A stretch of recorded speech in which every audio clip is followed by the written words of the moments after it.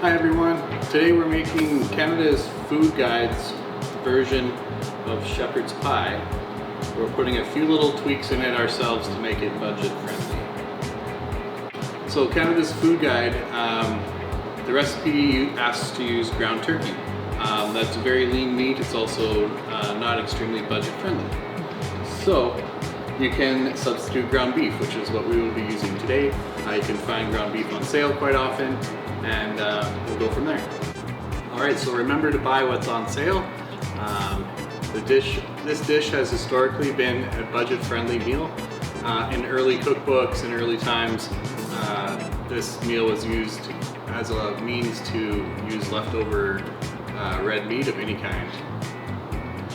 From lamb to mutton to beef and venison, any red meat available would have been what they used. You can even make a shepherdless pie, which would be a vegetarian version or a vegan version without dairy or meat. The defining ingredients for a shepherd's pie are a ground red meat, so today it's ground beef. You cook it into a gravy with some onions, and it's usually topped with a layer of vegetables. Today we're using peas and carrots, and then you layer it with mashed potatoes seasoned on top, and you can even melt a layer of cheese and broil that on top.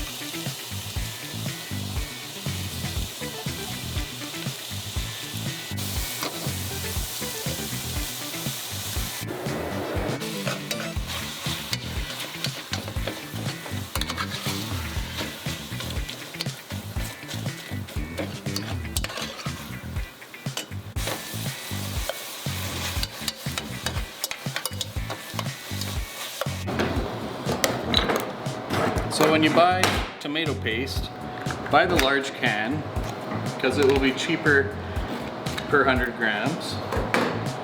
And you can take your leftover tomato paste and freeze it in cubes, because most recipes don't call for a lot of tomato paste. They might call for 1/4 of a can and one of those little small cans. For this recipe, I think we need about 1/4 of a cup, 60 milliliters. And this way you can crack out whatever you need, keep it in your freezer, and then every recipe you can take out a little bit of tomato paste at a time.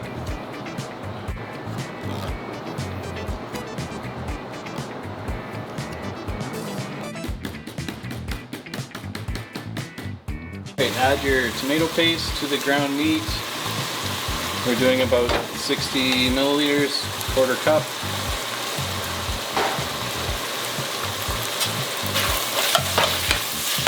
So basically we're making a gravy in with this, a flavorful sauce or a gravy in with this meat. We've got our tomato paste in.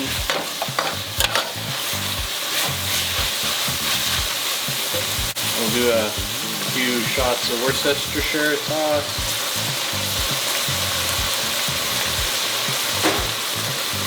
And then our cooked lentils. or canned lentils, whatever you use, will go in.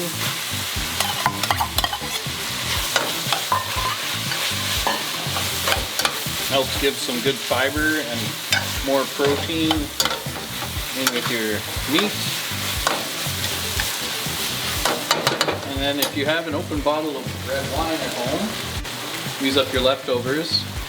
You can put a splash of red wine in to enhance that gravy, give it another depth of flavor. And as you can see, it's coming together as a bit of a gravy sauce now.